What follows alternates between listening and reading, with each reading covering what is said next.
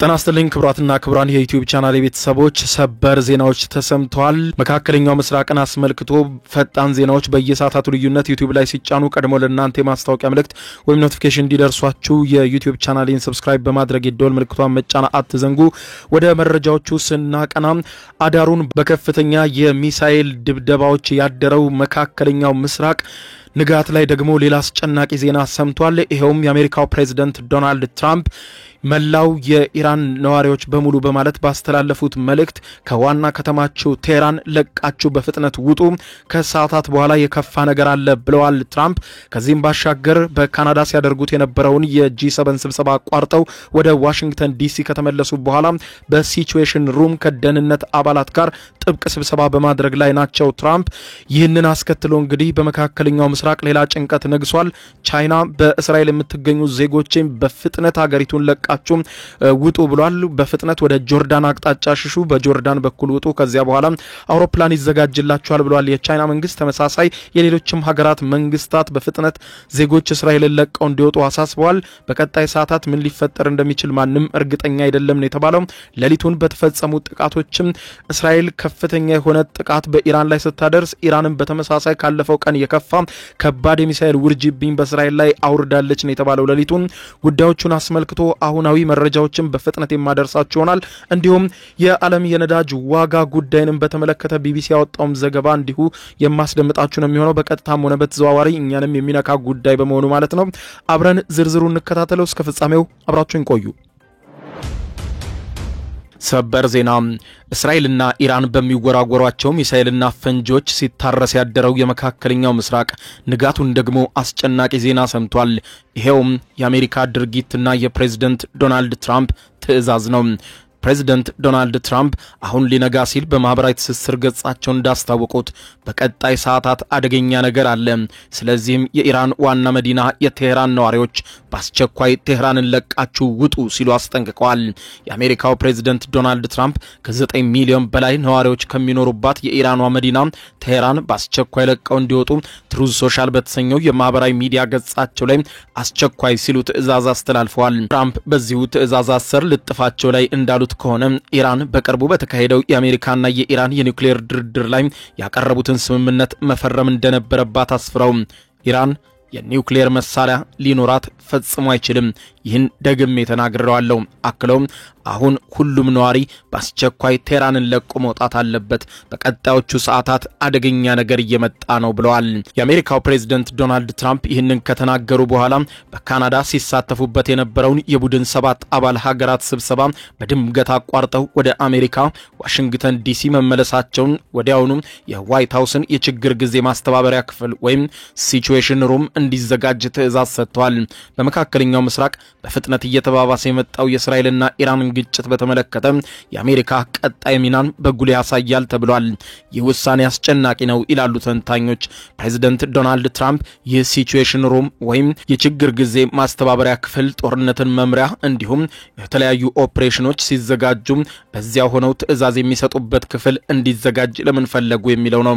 ይህ ውሳኔ ፕሬዝዳንቱና የብሔራዊ ደህንነት ምክር ቤታቸው ወይም ናሽናል ሴኩሪቲ ካውንስል ግጭቱን እንደ ከባድ የሀገር ደህንነት ስጋት እንደቆጠሩትና ከፍተኛ ደረጃ ያለውን ውሳኔ ለማሳለፍ በዝግጅት ላይ መሆናቸውን ያመለክታል ብለዋል።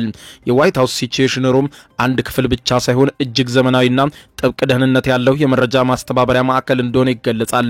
ይህ ማዕከል ፕሬዝዳንቱ ከባድ ሀገራዊና ዓለም አቀፋዊ ቀውሶችን የሚከታተሉበት ከአሜሪካ የስለላ ድርጅቶች ከጦር አዛዦችና የውጭ ሀገር መሪዎች ጋር በቀጥታ የሚገናኙበትና ውሳኔዎችን ትዕዛዞችን የሚያስተላልፉበት ማዕከላዊ ጥብቅ የአሜሪካ ክፍል እንደሆነ ይነገራል።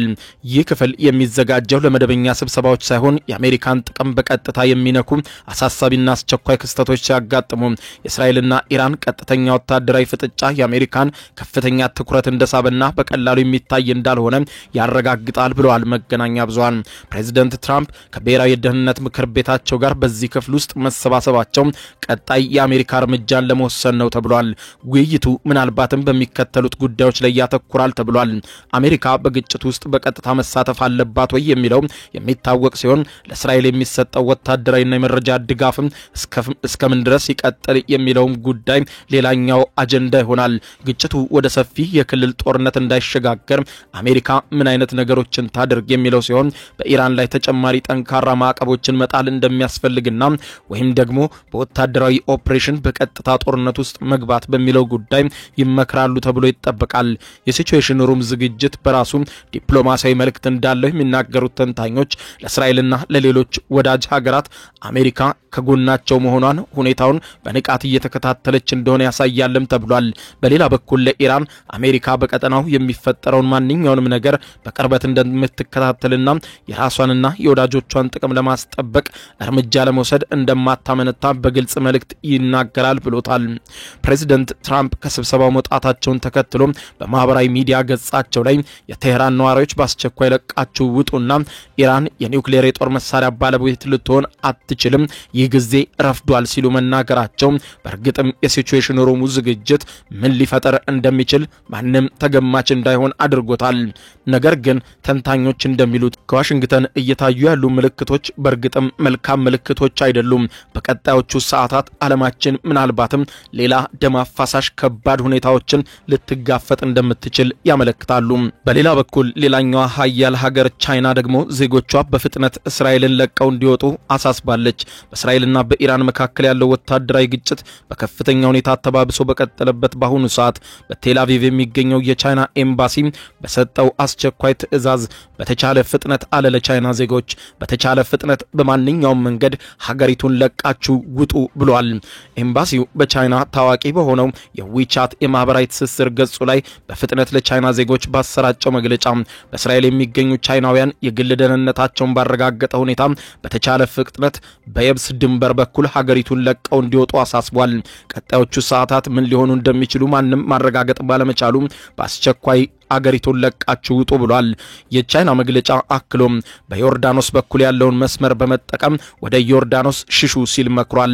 ይህን ማስጠንቀቂያ የወጣው የእስራኤልና የኢራን መካከል ለቀናት የዘለቀውን ጦርነት በሁለቱም በኩል ከፍተኛ ጉዳት እያደረሰ ያለው የሚሳኤልና የአየር ጥቃት ልውውጥ እንደቀጠለ ባለበት ሁኔታ ነው። የቻይና ኤምባሲ የግጭቱን መጠን እየተባባሰ መምጣቱን በመግለጫው አመልክቷል። በርካታ የሲቪል መሰረተ ልማቶች ከባድ ጉዳት እንደደረሰባቸውና በንጹሃን ዜጎችም ላይ የሚደርሰው ሞትና ጉዳትም በከፍተኛ ሁኔታ እየጨመረ በመምጣቱ በቀጣዮቹ ሰዓታትም ምን ሊፈጠር እንደሚችል ማንም በእስራኤል ውስጥ እርግጠኛ ባለመሆኑ በአስቸኳይ የቻይና ዜጎች በድንበር በኩል ወደ ጎረቤት ጆርዳን ለቀው እንዲወጡ በአስቸኳይ አሳስባል። እስራኤል የአየር ክልሏን በመዝጋቷ በአውሮፕላን ዜጎቿን ማጓጓዝ ያልቻለችው ቻይና በፍጥነት ዜጎቿ ወደ ጆርዳን እንዲሸሹና ከጆርዳን አማራጭ መጓጓዣ እንደሚቀርብላቸውም ተናግራለች። በሌላ በኩል ኢራን እጅግ በበርካታ ሚሳኤሎች የምታደርገውን የመልሶ ማጥቃት እርምጃ በእስራኤል ላይ አሁንም የቀጠለች ሲሆን ምሽቱን የጀመረችውን የሚሳኤል ውርጅብኝ ማለዳ ነው ጋብ ያለው ተብሏል። ዛሬ ማክሰኞ ማለዳ ጋብ ያለውና ትናንትና ሰኞ ምሽት የተጀመረው የኢራን የሚሳኤል ድብደባ በተለይም ደግሞ በዋና ከተማዋ ቴል አቪቭ እንደ ሃይፋ ባሉ በሌሎችም የእስራኤል ከተሞች ላይ ተባብሶ መቀጠሉ ነው የተነገረው። የእስራኤል መገናኛ ብዙሃን ቃል በቃል እንደዘገቡት ከሆነ ሁሉም የውጭ ሀገር መገናኛ ብዙሃን በእስራኤል ያለውን ሁኔታ በቀጥታ ስርጭት ከማስተላለፍ እንዲቆጠቡ አግዳለች ተብሏል። የእስራኤል ፖሊስ ቃል በቃል ባወጣው መግለጫ እንዳስታወቀው በእስራኤል በተለያዩ ከተሞች ላይ የሚደርሰውን የሚሳኤል ድብደባ በቀጥታ ስርጭት ለዓለም ሕዝብ ከማስተላለፍ እንዲቆጠቡ ብሏል። የእስራኤል መገናኛ ብዙሃን እንዳሉት ኢራን 9ኛው ምዕራፍ ጥቃት ከጀመረች በኋላ በመላ ሀገሪቱ የአደጋ ጊዜ ሳይረኖች ከምሽቱ ጀምሮ ሲሰሙ እንዳደሩ ዘመቻውም ከዚህ ቀደም ከነበሩት 8 ምዕራፎች የበለጠ ጠንካራና ረጅም እንደሆነ ገልጸዋል።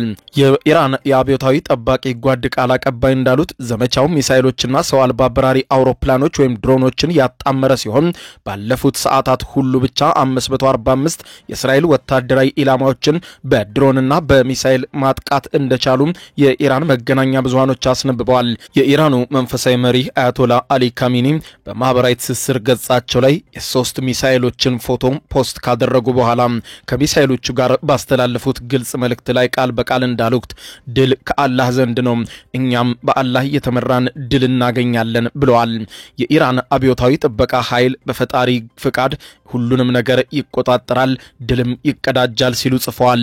በሌላ በኩል እስራኤል አሁንም በኢራን ውስጥ ከፍተኛ የአየር ድብደባ እያደረገች ሲሆን የኢራን አየር ኃይል ጀቶችን በተቀመጡበት ማውደም እንደቻለችም በቀጥታ የቴሌቪዥን ስርጭት ታይቷል። እስራኤል እንደምትለው ከሆነ የዚህ ግጭት መጨረሻ የሚሆነው የኢራን አገዛዝ መውደቅና በተለይም ደግሞ የኒውክሌር ፈንጂ የሚመረትባቸው ጥብቅ ባንከሮችም መውደም አለባቸው። እነርሱን ሳናረጋግጥ በፍጹም ግጭቱ አይቆምም ስትል እስራኤል በግልጽ አስታውቃለች። ነገር ግን የኢራን የኒውክሌር ማብላያዎች እጅግ በጥልቀት የተገነቡ በመሆናቸውና እስራኤልም ጦርነቱን እስከ መቼውም ጊዜ ብትቀጥል የኢራንን የኒውክሌር ማምረት ሂደት እንደማታስቆም ባለሙያዎች ይገልጻሉ። ምክንያቱም ሲያስረዱም በእስራኤል እጅ የሚገኙ ፈንጂዎች ያንን ጥብቅ የሆነ ባንከር ለመደርመስ ፈጽሞ አይችሉም በማለት ያስረዳሉ። እስራኤል የኢራንን የኒውክሌር መርሃ ግብር የማውደም ግቧን ለማሳካት የአሜሪካ ቀጥተኛ ወታደራዊ ተሳትፎ እንደሚያስፈልጋት በዋሽንግተን ዲሲ የሚገኘው የስቲምሰን ማዕከል ተቋም ታዋቂ ተመራማሪዋ ባርባራ ስላቪን ገልጸዋል። ከአልጀዚራ ጋር ባደረጉት ዘለግ ያለ ቃለ ምልልስ እንዳስረዱት ስላቪን የእስራኤል የአየር ጥቃቶች ዋነኛ ግብ የኢራንን የኒውክሌር አቅም ማውደም ቢሆንም ይህንን ግብ ግን እስራኤል ብቻዋን ማሳካት አትችልም። ያንን ማድረግ የሚያስችል መሳሪያ በእጇ የለም ብለዋል። እስራኤላውያን ይፋ ያደረጉትን የኢራንን የኒውክሌር ፕሮግራም የማውደም ግባቸው ከግብ በማድረስ አልተሳካላቸውም። እውነቱን ለመናገር ያለ አሜሪካ ድጋፍ ይህንን ማድረግ ፈጽሞ አይቻልም ብለዋል። ይህ ሁኔታ እስራኤል የዩናይትድ ስቴትስ በግጭት ውስጥ ጣልቃ እንድትገባ ግፊት እንድታደርግ እየገፋፋት መሆኑን ስላቪን ተናግረው አሁን የምናየው እስራኤላውያን አሜሪካን ወደ ግጭቱ ለማስገባት የሚደረገውን ግፊት ነው ብለዋል። በተቃራኒው ደግሞ ኢራናውያን ወደ ዲፕሎማሲያዊ መፍትሄ በአስቸኳይ መመለስ እንደሚፈልጉ በሌላ በኩል እየገለጹ ይገኛሉ ብለዋል። የፕሬዝዳንት ዶናልድ ትራምፕ አስተዳደር በበኩሉ ውስብስብ በሆነ አጣብቂኝ ውስጥ እንደሚገኝ ተንታኟ ገልጸው ፕሬዝዳንት ትራምፕ አሜሪካ በዚህ ግጭት ውስጥ እንድትገባ የሚፈልጉ አይመስለኝም ያሉት ስላቪን ነገር ግን በእስራኤል በኢራን ላይ የሚደርሱትን ጥቃቶች ለመቀጠል የቆረጡ ይመስላሉ። ኢራንም በተመሳሳይ የመልሶ ማጥቃት ምት እየሰጠች ትገኛለች። በዚህ ሰዓት ይህንን የሚያስቆም አንድም አካል አይታየኝም ሲሉ ስጋታቸውን ገልጸዋል። አክለውም ትራምፕ በዚህ ወቅት እስራኤላውያንን የሚያስቆሙ አይመስልም በማለት አሜሪካ አስተዳደር እስራኤል ለምታደርገው ጥቃት ዝምታን የመረጠ ሊሆን እንደሚችል አመልክተዋል። የጦር ተንታኞች በሌላ በኩል እንደሚያስቀምጡትም ከሆነ በተለይም ደግሞ ምሽግ መደርመስ የሚችለውና በጥልቀት የተገነባውን የኢራንን የኒውክሌር ፕሮግራም ሙሉ በሙሉ ማውደም የሚችለው በአሜሪካ እጅ የሚገኘው ባንከር ቡስተር የተሰኘው እጅግ ከመሬት ጥልቅ በታች ገብቶ ማፈንዳት የሚችል መሳሪያ ብቻ እንደሆነ የጦር አዋቂ ተንታኞች ይገልጻሉ። እስራኤል በአሁኑ ሰዓት ከአሜሪካ ሁለት ነገሮችን እየጠበቀች ነው። አንደኛ ፈንጂው ከአሜሪካ ተላልፎ እንዲሰጣት አሊያም አሜሪካ ራሷ ሁሉን ጣጥላ ወደ ጦርነቱ እንድትገባ ይፈልጋሉ። የሆነው ሆኖ ይህ ይሳካሉ የሚለው ጉዳይ አጠራጣሪ ቢሆንም ነገር ግን ምልክቶች መታየታቸው አልቀረም። በቀጣይ ሰዓታቶች ማንም ምን እንደሚፈጠር እርግጠኛ አይሆንም። ይህ በዚህ እንዳለ የእስራኤልና የኢራን ግጭት የዓለም የነዳጅ ዋጋን በከፍተኛ ሁኔታ እያናረው ይገኛል። እስራኤል በኢራን ላይ ጥቃት መፈጸሟንና ኢራንም ለጥቃቱ ምላሽ መስጠቷን ተከትሎ በዓለም ገበያ ላይ ከፍተኛ ድንጋጤ መፈጠሩን የዘገበው ቢቢሲ በተለይም በዓለም የነዳጅ ዋጋ ላይ ከፍተኛ ጭማሪ እየታየ ነው ብሏል። የነዳጅ ዘይት ዋጋ ከአንድ ወር በፊት ከነበረው $10 ጭማሪ አሳይቷል። ይህ በመላው ዓለም የቤንዚንና የምግብ ዋጋን ጨምሮ በሌሎችም ፍጆታዎችና አገልግሎቶች ላይ ከፍተኛ የዋጋ ንረት ያስከትላል የሚል ከፍተኛ ስጋት ፈጥሯል ብሏል ቢቢሲ። ከ3 ዓመታት በፊትም ሩሲያ በዩክሬን ላይ ወረራ ስትፈጽም የሆነው ተመሳሳይ ነገር እንደነበር ያስረዳው ቢቢሲ ከፍተኛ የነዳጅ ምርት በሚገኝበት መካከለኛው ምስራቅና በፋርስ ባህረ ሰላጤም በሚያካልለው አካባቢ የተፈጠረው የእስራኤልና የኢራን ግጭት እስከ መቼ እንደሚቆይ ምን ያክል እርግጠኛ መሆን አይቻልም ብሎታል። የእስራኤል ጥቃት ያስከተለው ምላሽና ለቀናት የቀጠለው ጥቃትና አጸፋው በዓለም ገበያ ላይ ለውጥ እንዲከሰት አስገድዷል ያለ ሲሆን አርብ ዕለት የአንድ በርሜል ድፍድፍ ነዳጅ ዋጋ $78 በላይ ደርሶ እንደነበር አመልክቷል። ከዚያ ግን ወዲያው ወደ $74 የዝቅ ያለ ቢሆንም ነገር ግን ባለፈው ወር ከነበረው ዋጋ ጋር ሲነጻጸር በ$10 መጨመሩን አመልክቷል። በዓለም ላይ በሚከሰቱ ትልልቅ ክስተቶችና ቀውሶች ምክንያት የነዳጅ ዋጋ እንዲሁም የዓለም ኢኮኖሚ በየጊዜው እንደሚዋዥቅ ያመለከተው ዘገባው በመሆኑም የእስራኤልና የኢራን ግጭትን ተከትሎ በነዳጅ ዋጋ ላይ ከፍተኛ ጭማሪ ቢከሰትም የሚያስገርም አይደለም ብሎታል። ሆኖም አሁን ላይ ያለው ዋጋ ከአንድ ዓመት በፊት ከነበረው ዋጋ በጣም ያነሰ እንደሆነ አመልክቶ ከ3 ዓመት በፊት በሩሲያና ዩክሬን መካከል ጦርነት ሲቀሰቀስ ከነበረው ዋጋም ዝቅተኛ ነው ብሏል። ያኔ አንድ በርሜል ድፍድፍ ነዳጅ ዋጋ ወደ 130 የአሜሪካን ዶላር ወጥቶ ነበር ብሎታል። በርካቶች የነዳጅ ዘይት የጅምላ መሸጫ ዋጋ ከፍ ማለቱን የሚያስተውሉት በቤንዚን ላይ ጭማሪ ሲደረግ ብቻ እንደሆነ አስታውቋል። ሆኖም ግን በኃይል ዋጋ ላይ ጭማሪ ሲከሰት ከግብርና እስከ ፋብሪካ ምርቶች ድረስ በሁሉም ነገሮች ላይ ንረት እንደሚያስከትል ጠቁሟል። በምግብ ፍጆታ ላይ በአንድም ሆነ በሌላ መልኩ የዋጋ ለውጥን ያስከትላል። የግብርና መሳሪያዎችን ለማንቀሳቀስ ምርትን ለማጓጓዝና ምግብን አቀነባብሮና አሽጎ ለማቅረብ ያለው ሂደት ውድ ያደርገዋል ብሎታል። ክቡራን አድማጮች ለሰዓቱ ብታደምጧቸው መልካም ናቸው ያልኳቸው አጫጭር መረጃዎች የሰማችኋቸው ናቸው። ከሰዓታት በኋላም በሌላ መረጃ ተመልሰን እስከምንገናኝ በያለንበት የዓለም ዳር ቸር እንቆይ።